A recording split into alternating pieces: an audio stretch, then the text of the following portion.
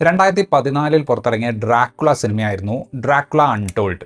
Luke Evans നായകനായിരുന്ന ആ സിനിമയിലെ ക്ലൈമാക്സിൽ കാണിക്കുന്നത് ഡ്രാക്കുള ഇപ്പോൾ നമ്മുടെ എല്ലാം കൂടെ സാധാരണക്കാരനെ പോലെ ജീവിക്കുന്നുണ്ട് എന്ന രീതിയിലായിരുന്നു. അന്ന് അത് കണ്ടപ്പോൾ പടം ആകെ മൊത്തത്തിൽ വലിയ സംഭവമായിട്ട് തോന്നിയില്ലെങ്കിലും ഈ ഒരു ലാസ്റ്റ് മിനിറ്റ് ട്വിസ്റ്റ് നല്ലൊരു ആശയമായിട്ട് തോന്നിയിരുന്നു. ഡൊമിനിക് അരുൺ സംവിധാനം ചെയ്തിട്ടുള്ള ലോക എന്ന സിനിമ കണ്ടപ്പോൾ ഡ്രാക്കുള ഓർമ്മ വരാൻ കാരണം അവർ ഈ സിനിമയിലൂടെ ഒരുപക്ഷെ ഇനി വരാൻ പോകുന്ന സിനിമകളിലൂടെ ചെയ്യാൻ ശ്രമിക്കുന്നത് മിത്തുകളിലൂടെയും കെട്ടുകഥകളിലൂടെയും ഒക്കെ നമുക്ക് കേട്ടുപരിചയമുള്ള കഥാപാത്രങ്ങളെ ഒന്ന് റീഇമാജിൻ ചെയ്തിട്ട് ഇന്നത്തെ തലമുറയുടെ മുന്നിൽ പ്രസന്റ് ചെയ്യുക എന്നതാണ്. വിഷ്വൽ എഫക്ട്സുകളുടെ പോരായ്മയും ഒരു ഹൈ പോയിന്റ് പെട്ടെന്ന് ക്രാക്ക് ചെയ്യാൻ പറ്റാത്തതും ഒന്നാം പകുതിയെ സ്വല്പം ഡ്രൈ ആക്കുന്നുണ്ടെങ്കിലും ലോകയുടെ അവസാന ഭാഗങ്ങൾ അവർ ഉദ്ദേശിക്കുന്ന കോൺസെപ്റ്റിനെ കുറിച്ച് നമുക്ക് കുറച്ചുകൂടെ ധാരണ തരുന്നുണ്ട്. അതുകൊണ്ട് തന്നെ ഈ ഒരു ഫ്രാഞ്ചൈസിനെ കുറിച്ചൊരു പ്രതീക്ഷ നൽകുന്ന രീതിയിലാണ് പടം അവസാനിക്കുന്നത്. ചന്ദ്ര എന്നൊരു പെൺകുട്ടി ബാംഗ്ലൂരിൽ വന്നിറങ്ങുകയാണ്. അവളുടെ ലോക്കൽ സപ്പോർട്ടായിട്ടുള്ള ആളുകൾ അവൾക്കൊരു അപ്പാർട്ട്മെന്റ് സെറ്റാക്കി കൊടുത്തിട്ട് ലോ പ്രൊഫൈൽ മെയിൻറ്റെയിൻ ചെയ്ത് ജീവിക്കാൻ ആവശ്യപ്പെടുകയാണ്. അവളുടെ അപ്പാർട്ട്മെന്റിന്റെ നേരെ ഓപ്പോസിറ്റുള്ള അപ്പാർട്ട്മെന്റിലാണ് സണ്ണി, വേണു എന്നീ ബാച്ചിലേഴ്സ് താമസിച്ചിരുന്നത്. ചന്ദ്രയോടൊരു ക്രഷ് തോന്നിയിട്ട് സണ്ണി അവളെ പിന്തുടരുന്നു. ചന്ദ്ര ശരിക്കും ആരാണെന്ന് സണ്ണി തിരിച്ചറിയുന്നതാണ് നമ്മൾ ഈ സിനിമയിൽ കാണുന്നത്.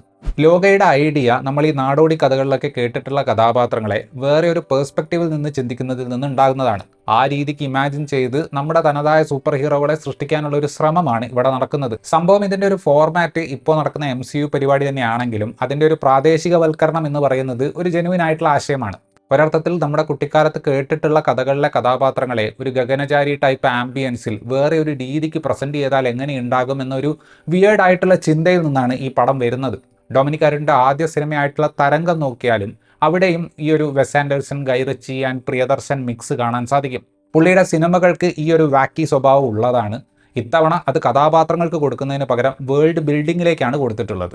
ഒരു ഡിസ്റ്റോപ്പിയൻ ഫ്യൂച്ചറിൽ സെറ്റ് ചെയ്തിട്ടുള്ള ഗഗനചാരി എന്ന സിനിമയുടെ എനിക്ക് ഏറ്റവും ഇഷ്ടപ്പെട്ട ഒരു ആസ്പെക്ട് എന്തായിരുന്നു എന്ന് വെച്ചാൽ അവൈലബിൾ ആയിട്ടുള്ള ബഡ്ജറ്റിനെ സ്മാർട്ടായിട്ട് ഉപയോഗിച്ചിട്ട് ഒരു വിഷ്വൽ സ്പെക്ടക്കിൾ അവർ സൃഷ്ടിച്ചു എന്നതാണ്.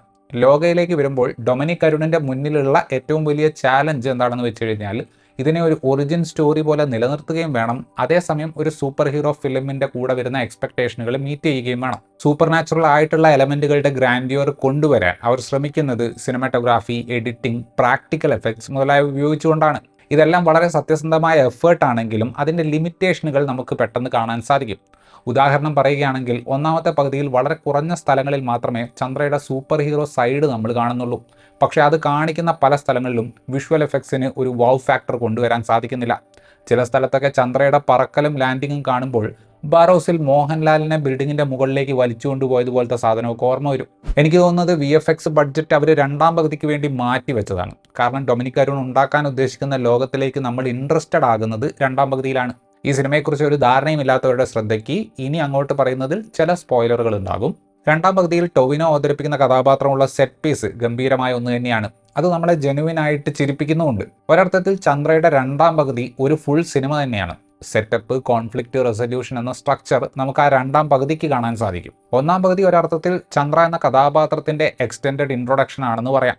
നിമിഷ് രവി പലതരത്തിലുള്ള വിഷ്വൽ സ്റ്റൈലുകൾ ഈ ഫ്ലാറ്റ് റേഷ്യോ സിനിമയിൽ പരീക്ഷിക്കുന്നുണ്ട്. സിനിമയിലെ പ്രസന്റ് ഡേ ഷോട്ടുകൾ ഭൂരിഭാഗവും നൈറ്റ് സീക്വൻസ് ആയതുകൊണ്ട് നമുക്ക് ഈ നിയോൺ ലൈറ്റുകളൊക്കെയുള്ള ഫ്യൂച്ചറിസ്റ്റിക് ആയിട്ടുള്ള ഫ്രെയിമുകൾ കാണാൻ സാധിക്കും.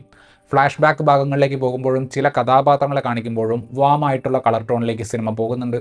കിട്ടിയ ഫുട്ടേജുകളുടെ കുഴപ്പമാണോ എന്നറിയില്ല, കല്യാണിയുടെ ആക്ഷൻ സീക്വൻസുകൾക്ക് ഒരു ജീവൻ കൊടുക്കാൻ എഡിറ്റർ ചമൻ ചാക്കോ സ്വല്പം കഷ്ടപ്പെടുന്നുണ്ട്. ബാക്ക്ഗ്രൗണ്ട് സ്കോർ ഒരു സൂപ്പർ ഹീറോ സിനിമയിൽ നമ്മൾ എക്സ്പെക്ട് ചെയ്യുന്ന അതേ ഒരു ഓർക്കസ്ട്രേഷൻ സ്റ്റൈലിൽ തന്നെയാണ് ഇവിടെയും ഉള്ളത്. ഒരുപാട് കാലം ജീവിച്ച് ഒരുപാട് കാര്യങ്ങളിലൂടെ കടന്നുപോയി അതിൻ്റെ ഒരു പക്വത വന്ന വ്യക്തിയാണ് ചന്ദ്ര. കഥാപാത്രത്തിനുള്ള ആ ഒരു ഇമോഷണൽ മെച്യൂരിറ്റി എക്സ്പ്രഷനുകളിലൂടെ കല്യാണി നല്ല രീതിയിൽ അവതരിപ്പിച്ചിട്ടുണ്ട്. ഗായിക സയനോരയാണ് കല്യാണിക്ക് വേണ്ടി ഡബ് ചെയ്തിട്ടുള്ളത്. കഥാപാത്രത്തിൻ്റെ ആ ഒരു മെച്യൂരിറ്റി കാണിക്കുന്നതിന് ശബ്ദത്തിനും ഒരു പങ്കുണ്ട്. ആക്ഷൻ ചെയ്യുമ്പോൾ തീർച്ചയായും കല്യാണിക്ക് ഒരു സ്വാഗർ ഉണ്ട്. പക്ഷേ ജോഷിയുടെ ആന്റണിയിൽ കണ്ടതുപോലെ ഇവിടെയും കല്യാണിക്ക് വേണ്ടി എഡിറ്ററാണ് ഫൈറ്റ് ചെയ്യുന്നത്. ജോലിയും കോൺഫിഡൻസും ഇല്ലാതെ വായ നോക്കി നടക്കുന്ന യുവാവ് എന്ന സ്ഥിരം ഐറ്റം തന്നെയാണ് സൂപ്പർ ഹീറോ വേൾഡിലും നസ്ലൻ ചെയ്യുന്നത്. ഓവർഡു ചെയ്യാതെ അത്തരം കഥാപാത്രങ്ങളെ ചെയ്തു ഫലിപ്പിക്കാനുള്ള നസ്ലന്റെ കഴിവ് ഈ സിനിമയെയും സഹായിക്കുന്നുണ്ട്. ചന്തു സലീം കുമാർ വേണു എന്ന കഥാപാത്രത്തിലൂടെ നസ്ലന് നല്ല സപ്പോർട്ട് കൊടുക്കുന്നുണ്ട്. ഒന്നാം പകുതിയിൽ കാര്യമായ ഇവന്റുകളൊന്നും സംഭവിക്കാത്ത സമയത്ത് അരുൺ കുര്യൻ അടക്കം ഇവർ 3 പേരുമാണ് സിനിമയെ ബോറാകാതെ സൂക്ഷിക്കുന്നത്. കൊറിയോഗ്രാഫർ സാൻഡി മാസ്റ്ററാണ് ഈ പടത്തിലെ വില്ലൻ. സംഭവം ഒന്നാം തരം വയലന്റ് കഥാപാത്രമാണെങ്കിലും അയാളെ വല്ലാതെ ലൗഡ് ആൻഡ് ആനിമേറ്റഡ് ആക്കാൻ ഡൊമിനിക് അരുൺ ശ്രമിക്കുന്നില്ല. സിനിമയിൽ വന്നിട്ടുള്ള ഏറെക്കുറെ ഇപ്പോൾ എല്ലാവർക്കും അറിയാവുന്ന ക്യാമിയോകളിൽ ഏറ്റവും ഇംപ്രസീവ് ആയത് ടോവിനോയുടെ ക്യാരക്ടർ തന്നെയാണ്. മൊത്തം പടത്തിലെ ഏറ്റവും സ്മൂത്ത് ആയിട്ടുള്ള ഡയലോഗ് ഡെലിവറി പുള്ളിയുടേതായിരുന്നു. സത്യം പറഞ്ഞാൽ ഈ പടം അതിൻ്റെ ഒരു ഗിയർ മാറ്റുന്നത് തന്നെ ആ കഥാപാത്രം വന്നു പോയതിന് ശേഷമാണ്. ലോക പെർഫെക്റ്റ് ആയിട്ടുള്ള ഒരു സിനിമയാണെന്ന് ഒരിക്കലും പറയാൻ പറ്റില്ല. ബഡ്ജറ്റിൻ്റെ ലിമിറ്റേഷൻ തുടക്ക ഭാഗങ്ങളിലെ പല സീക്വൻസുകളെയും സ്വല്പം അണ്ടർവെൽമിംഗ് ആക്കുന്നുണ്ട്. അധികം എക്സ്പ്ലോർ ചെയ്യപ്പെടാത്ത നമുക്കെല്ലാം കേട്ടുപരിചയമുള്ള കഥാപാത്രങ്ങളെ ഉപയോഗിച്ച് മറ്റൊരു രീതിയിൽ ഇൻ്റർപ്രറ്റ് ചെയ്ത് നമ്മുടേതായ ഒരു സൂപ്പർ ഹീറോ ലീഗ് സെറ്റ് ചെയ്ത് എടുക്കുക എന്ന് പറയുന്ന ഈ ഒരു ആശയം വളരെ ഫാസിനേറ്റിംഗ് ആണ്. തട്ടിക്കൂട്ടലല്ലാതെ ജെന്യുവിനായിട്ടൊരു ലോകം ബിൽഡ് ചെയ്യാൻ ശ്രമിക്കുന്ന ഒരു ഫീൽ തന്നെയാണ് ഈ സിനിമ അവസാനിക്കുമ്പോൾ ലഭിക്കുന്നത്. കുറച്ചുകൂടെ നല്ല ബഡ്ജറ്റിൻ്റെ പിന്തുണയോടെ ചാത്തന്മാർ വരും എന്ന് പ്രതീക്ഷിക്കുന്നു. ഇത്രയുമായിരുന്നു ഈ സിനിമയെക്കുറിച്ചുള്ള എൻ്റെ റിവ്യൂ. വീഡിയോ ഇഷ്ടപ്പെട്ടാൽ ലൈക്ക് ചെയ്യുമെന്നും കൂടുതൽ വീഡിയോകൾക്ക് വേണ്ടി ചാനൽ സബ്സ്ക്രൈബ് ചെയ്യുമെന്നും പ്രതീക്ഷിക്കുന്നു. താങ്ക്